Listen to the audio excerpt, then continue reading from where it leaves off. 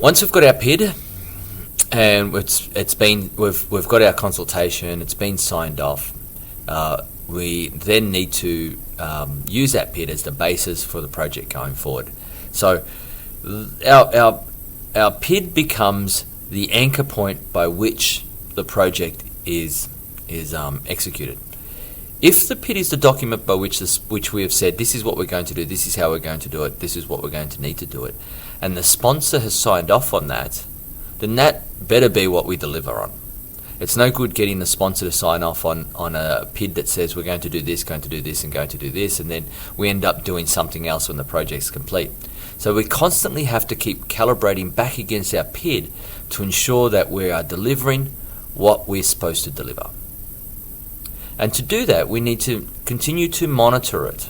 We need to continually go back to the PID and review it and analyze where we're at compared to what we said we were going to do, and make a determination on whether we're on track, or if we're off track, make a determination on whether that's because we have to change the goalposts, that is, the goalposts being what we said we were going to do, and if we're not on track to what we said we were going to do, is it because the goalposts have shifted?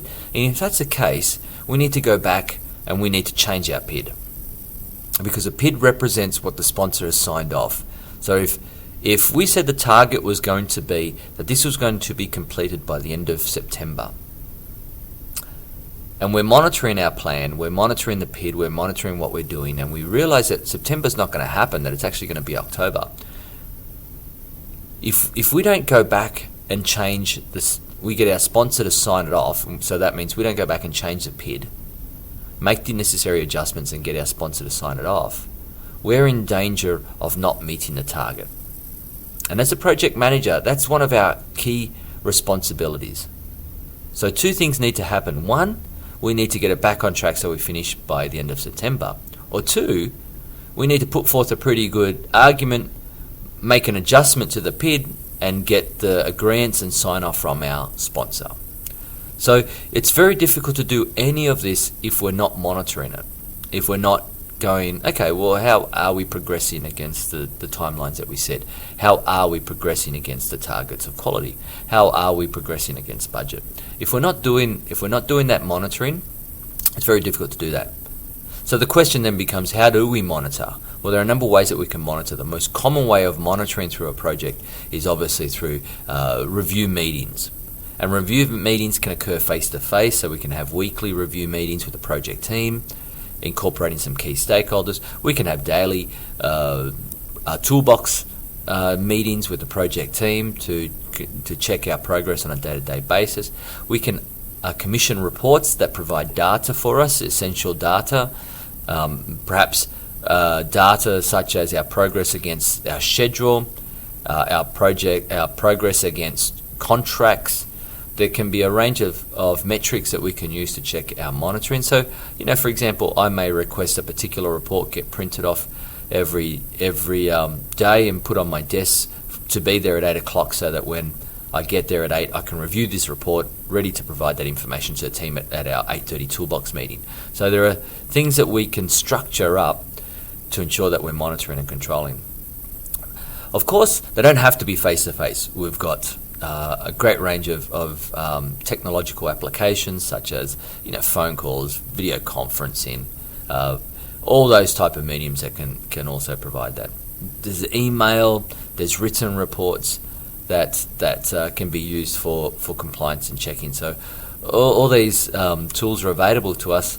The important element is to make sure that that's structured in as part of your project scope at the start of the project, to say this is what we're going to do, this is how we're going to do it, this is what success is going to look like, this is how we're going to keep track of it.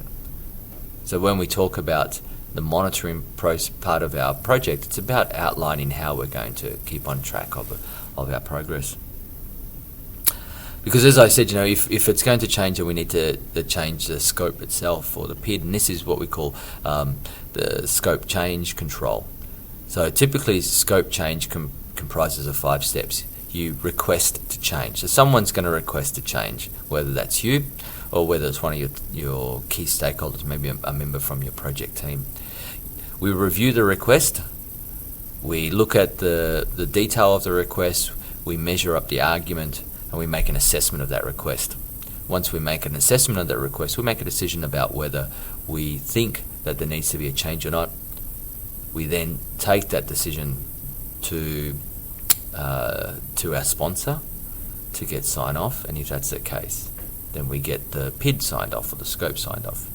So it's important, and I keep stressing this, it's important as part of the scope of the PID process, that we're constantly, whatever the document says, it's what the sponsor understands that document to say. So it's no good going to change part of the scope or change the PID without getting that sign off from the sponsor, because then you're working to a basis by which your boss, the person who signs the checks, has not agreed to, and that's fraught with danger. So you get to the end of the project, and you and your team think that you've done a great job, and your project sponsor goes, well, actually, I know you've worked really hard, but you haven't delivered on what you're supposed to deliver. So always make sure that the sponsor, as a project manager, your sponsor and the PID, your sponsor's expectations of the PID and the PID itself align, and the best way to do that is to get them to sign, and especially when you're making any changes to it, that they're signing the new version, so they're aware of where it's at. So I keep stressing this, the project manager needs to pay close attention to managing the PID. Allowing the project scope to change untethered mid-course will add greater costs, risks and time. And many projects fail due to poor scope management. It's not necessarily, projects don't fail because people don't want them to be successful. Projects don't fail because people are lazy and sit around the work site not doing anything. Projects fail because inadequate planning hasn't occurred. So something has not been accounted for, or something has not been considered, or something has just not been broken down sufficiently. So our role as a project manager is to ensure that that doesn't happen, and that the effort goes into this initiating and the planning phase as much as possible. So successful project managers learn that good scope control is essential to delivering projects on time and on budget. And of course, projects can finish in these three ways. A successful project can be where you've delivered the goals, where you've delivered your objectives, the things that you said you were going to do and how you were going to do it, and you achieved your targets in terms of you were on time, you met the quality standards, and you were within budget. Sometimes, though, projects are closed and they haven't been successful, and that can be that the delivery goal and objectives have been met. So the overall goal and the objectives, what we said we were going to do and how we were going to do it was met, but we didn't meet some or all of the targets. So we either didn't meet it on time, or to quality standard, or to budget. So we got there at the end, but we may have got there late. Or we got there at the end, or we may have overspent, or we got there at the end, but we didn't quite get it up to the level of quality that we were required, or all of the above. And then, of course, worst case scenario is that nothing has the goals and objectives aren't achieved and the targets aren't achieved, where the rug has been pulled from under the project and it just gets stopped. And of course, as a project manager, you're constantly striving for the first one. You want to be able to deliver on the goals, deliver on objectives and the targets. And the way to do that is to ensure that your PID is reflective of what's been achieved.